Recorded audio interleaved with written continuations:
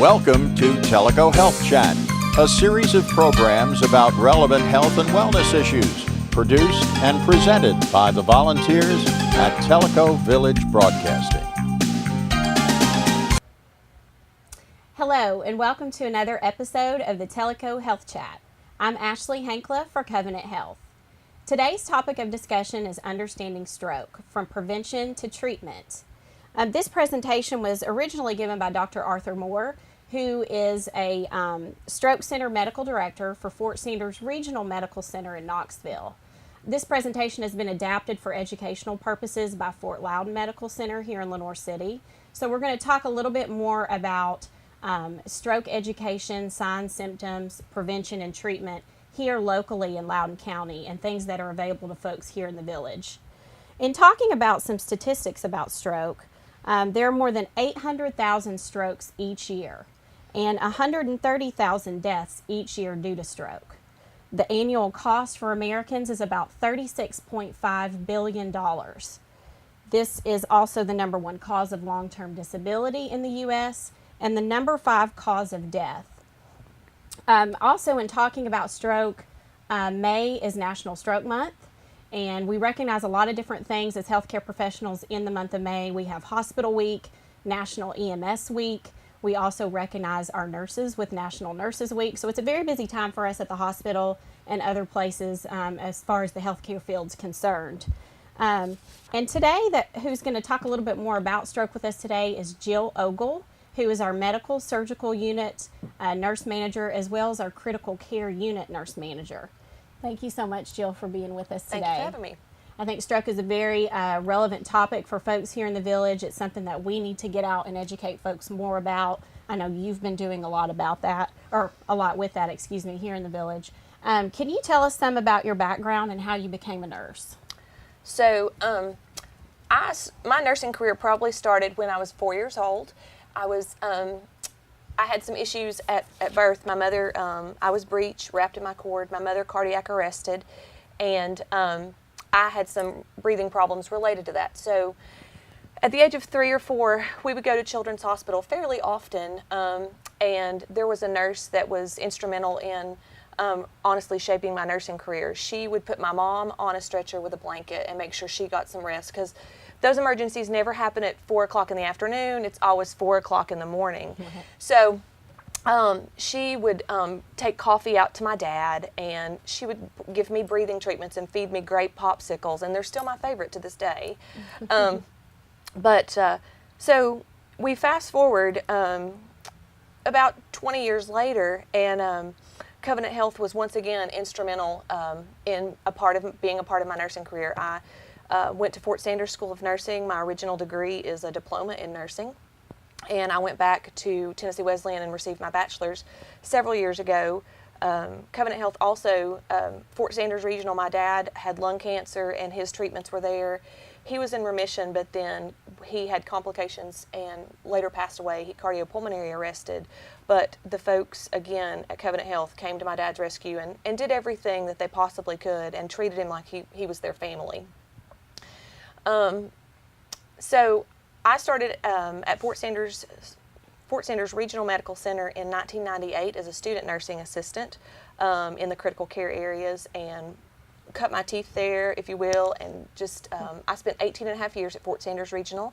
I transferred out to Fort Loudon nearly 2 years ago as the Acute Services Manager, CCU, and Med-Surg. And we have been working diligently on developing our stroke program, and yesterday we were surveyed, and so we have a primary stroke designation. As of Friday afternoon, we will be officially a primary stroke center, so we're excited about that. We've been working very hard, educating the public. Stroke's a very serious thing, and sometimes it starts out as just something mild like a headache, or you don't feel well, you're dizzy. Things that some of us may just cast off as, inconsequential. Right. So, but I will tell you that even if we hear a lot of people say, well, it was just a headache. I felt so silly coming to the ED. But I would rather someone walk into our ED with a headache and it be just a headache instead of a life-altering event. Sure. But let's talk exactly what is a stroke. Can you explain to the viewers what happens? I think a lot of viewers are probably familiar with what a heart attack is. We've been educated a lot about strokes and signs and symptoms of a heart attack. So let's talk about what happens when you have a stroke. So in a stroke, there are two types of stroke. There's ischemic stroke and then there's hemorrhagic.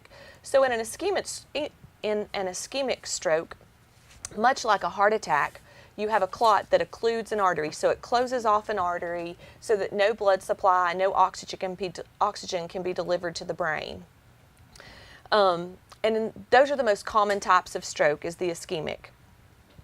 And depending on where that clot lands and what vessels are occluded or closed off, it affects one side of the body or another. So if you have a right-sided ischemic stroke, you're going to have symptoms on your left-hand side. So numbness, tingling, you may lose functionality of your leg or your arm. Okay. With a hemorrhagic stroke, that's a bleed. So you have a vessel that is under pressure, it's ruptured, and there's blood into that space into your brain, and it can cause an excruciating headache. Most often we hear folks describe a pop. They'll hear a pop in their head when they have a hemorrhagic stroke, or they'll describe a headache that is unlike any other they've ever had in their whole entire life, causes nausea lots of times. Sure. Okay, let's talk more about prevention of stroke. There's several risk factors. A lot of times when we give this presentation out in the community to groups, we'll give out a scorecard. So it's kind of monitored red, yellow, green on where folks would fall, and you can monitor your own personal risk factors. I think a lot of times we recognize stroke in others, but sometimes we don't think about it with ourselves. So there's things that we need to be familiar with. So can you talk some about prevention and what those risk factors are? So a lot of our risk factors are similar with other disease process, but there's some that are actually reversible or manageable. So our age, we can't change our age, but age is a risk factor. High blood pressure, we can manage that. Diabetes, obesity, smoking, sleep apnea. Most folks don't think about sleep apnea being a precursor to stroke, but it decreases the level of oxygen. It makes our platelets sticky, it makes our blood thicker, so therefore it's easier to form a clot. So, and sleep apnea and obesity go hand in hand. We lower our risk for obesity, we are lowering our risk for sleep apnea, and therefore we can modify that risk factor for stroke.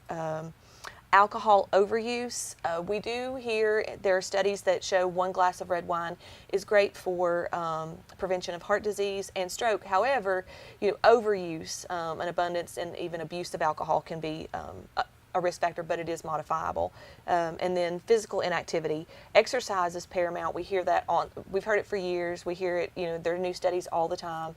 Just 30 minutes a day, 3 times a week is a good modification for physical activity to prevent stroke and heart disease. Let's talk about recognizing a stroke. So at the hospital, we do a lot of education with our staff, and the easiest way to remember symptoms of stroke or signs and symptoms of stroke is fast. Facial drooping, being non-symmetrical, even an eye. Something as small as just one lid drooping can be an indicator of stroke. Maybe an uneven smile. Tongue Speech. thickness. Yeah, tongue thickness. A lot of people will express not necessarily difficulty speaking, but they'll talk about tongue thickness, so their mouth just feels fuller. Arms. So if you're unable to move your arms well, or if a heaviness, numbness in your arms. Speech, garbled speech, unusual speech. We talk about word salad. So if someone's speaking to you and they seem to be, understanding what you're saying to them, but what's coming out makes 0 sense, or just comes out in a jumbled mess, and we all laugh about it all the time and make jokes. I can't tell you how many times I get tongue-tied in a day and think, oh, wait, is that a TIA? Is that a stroke? I mean, and not to laugh it off, but we all get tongue-tied, but it's that kind of thing, but this is unresolvable. Or, and then, of course, Time, thank you. Time is our biggest enemy, and it's our biggest friend. So time is of essence. The sooner you recognize those stroke symptoms and the sooner you get help, the better off we are.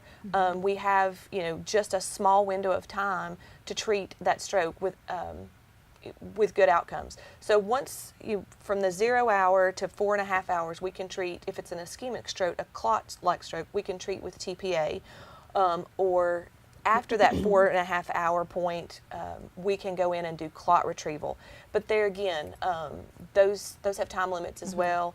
The neurointerventionists and the neurosurgeons, they make those decisions. We work collaboratively with those physicians to make the best decisions for our patients. Sure. So in talking about fast, we need to remember to think fast. Also, just wherever you are, be sure you get to the closest emergency room. It doesn't matter where you are. If there's one across the street, just get there. Call 911, have that ambulance make that determination. So let's talk more in talking about treatment of stroke and specifically talking about time being critical. We hear the terms last seen normal. Right. Can you explain to viewers what that means and how important that is if your loved one has had a stroke or stroke-like symptoms?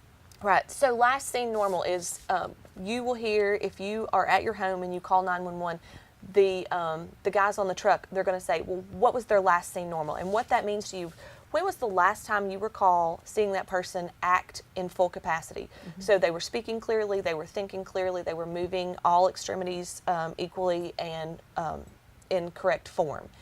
So that's the most important element for us, is the last seen normal, because that tells us how much time we have to treat you and what our treatment options are at that point. So wake-up strokes are the thing that get us most often. Folks will, many times a stroke will cause drowsiness, will cause just fatigue. Folks want to go lay down. They'll lay down, they wake up 2 or 3 hours later and they've had a stroke. We refer to that as a wake-up stroke. And those last seen normals, sometimes people go to bed, it's 8 or 9 hours that they've slept, they get up the next morning and they can't move one side or the other, or they're not speaking clearly. And that's when we get into a little bit of trouble with time. We limit our treatment options at that point. So, if you're feeling poorly before you go to bed, maybe you call the doctor's office, maybe or maybe go to an ED just to say, hey, I've had this headache. I'm not moving as well. I'm walking. I'm stumbling. There's no harm in being wrong. Right. I tell this to my staff all the time. We talk in the community. We speak to groups. There is no harm or shame in being incorrect. You're not having a stroke? Well, great. That's awesome. Awesome. Right. Awesome. But, it would be a shame if you went to sleep and woke up the next morning and your life was, irreversibly, totally irreversibly changed. It's just, like you said in the opening remarks, it's devastating. It's the number 5 cause of death and disability in in the United States. It's a big deal, and it's preventable. That's the big message that I want folks to take away. It's preventable. It's changeable. The earlier we intervene, the better outcomes we have. Awesome. Okay. So also in talking about May, we're into the summer months now, but May was a busy month for us. We recognize a lot of different healthcare professionals in the community, but also we installed a new CT scanner at Fort Loud Medical Center, which technology plays a huge role in the treatment of stroke. Jill has talked a lot about time, the importance of calling 911, making sure those EMS professionals who we work so closely with are involved. Our new CT scanner is, not only does it provide outstanding images, but it also is able to provide a lower dose of radiation to folks by 50%. Yes. The way our hospital is designed, you're able to get directly from the emergency department to our imaging department for that reason. It's designed for that layout to be in and out. But also, what are other things they do? You've mentioned TPA. Can we talk about that some, and who does that? Who administers that? I've heard you, I also want to say, I heard you mention to the fire department here in Tellico about stroke prevention or treatment happens in your driveway. That's right, yes. So let's talk about that some. So at Fort Loudon, we are tremendously blessed, if you will. We have a set of guidelines. They're called continuity guidelines. They were developed in conjunction with our EMS, our stroke team, neurointerventionists, and then our staff, our nursing staff.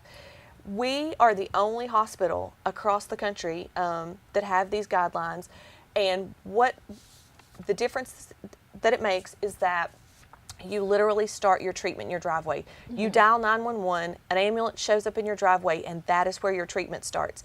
They can start with blood pressure medicines. They carry labetalol, hydralazine, and a couple of other medications on the truck in order to get that blood pressure. We want to get that blood pressure down, because the higher that blood pressure is, the more likely it is that you can convert from an ischemic stroke to a hemorrhagic stroke. And then, of course, we get in a lot of trouble with outcomes when we have that conversion issue. But so that's super important. I can't stress this. We are the only hospital in the whole entire country. And just to brag on us a little bit, if you don't mind, yesterday our Joint Commission surveyor was there, and she was so impressed with these guidelines. She said, I do this all over the country every day of the month, and I've never seen this much attention to detail. I've never seen an algorithm so well thought out, and it's patient-centered, and it's evidence-based practice-centered, and it's Right. ER to hospital. So it's not like, it just happens on the truck. So the truck pulls up in your driveway. You start getting those life-saving stroke treatments.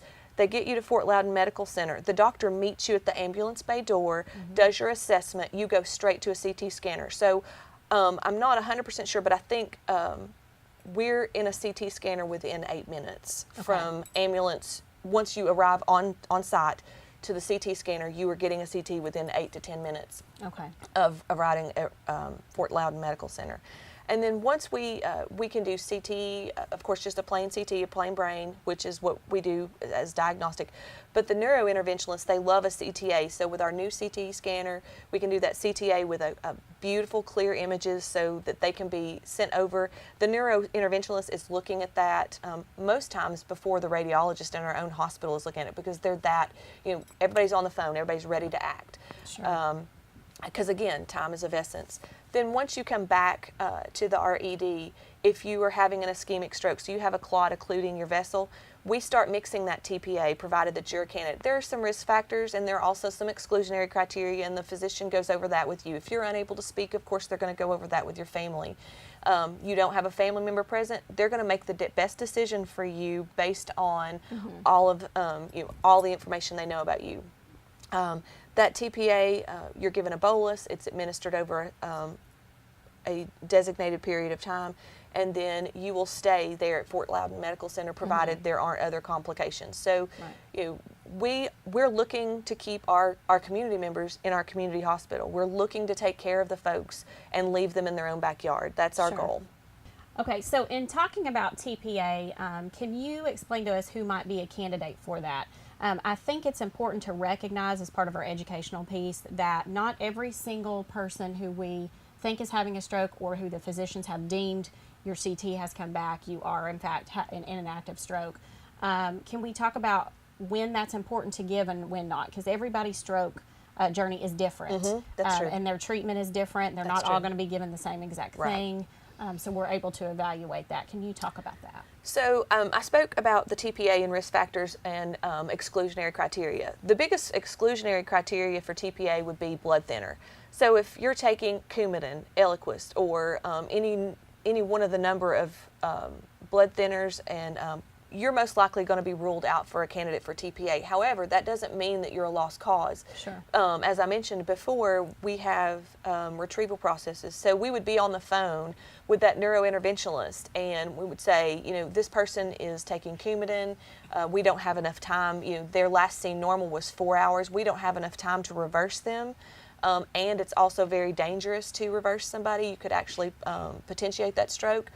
So they would be on the phone with that neurointerventionalist, and at that point, it might be that you are shipped out to have a clot retrieval. So they would use one of the large vessels either in your groin or your arm. They insert a small catheter and then go up, and they literally can retrieve those clots and pull them out.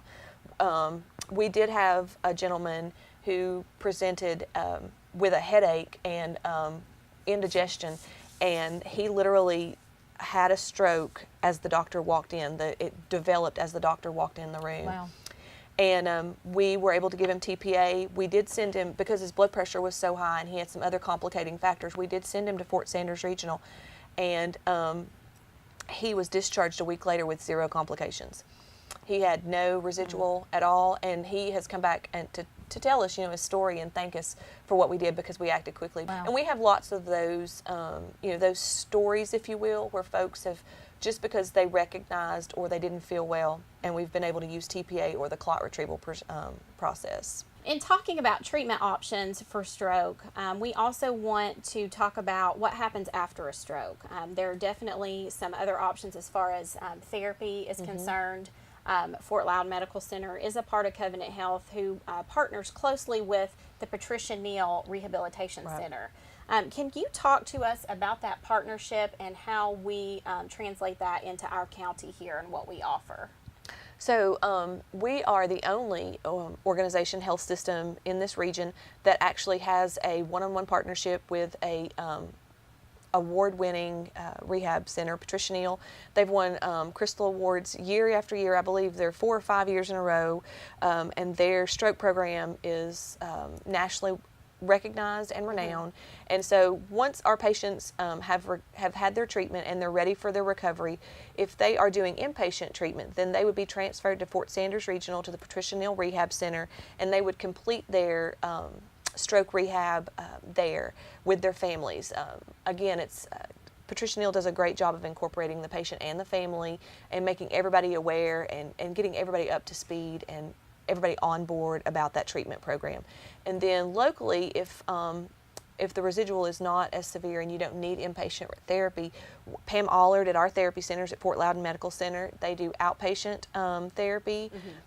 And also, while you're in the hospital, you'll start that rehab process immediately. So Justin and Pam and all the staff in the physical therapy department, they come and they start that stroke rehab day 2. So immediately we're working on getting that person up out of the bed, getting everything moving, and trying to regain as much function if we've lost any at all. Sure. And in the past, Pam and some of her staff, she is a speech therapist, Ann Ross, a physical therapist and occupational therapist, have had a segment here on the Health Chat where we discuss in depth about neurological rehabilitation. Right. And some of those focuses and efforts. So if you're interested in that program, it's out there as well, which can be a transition from this one.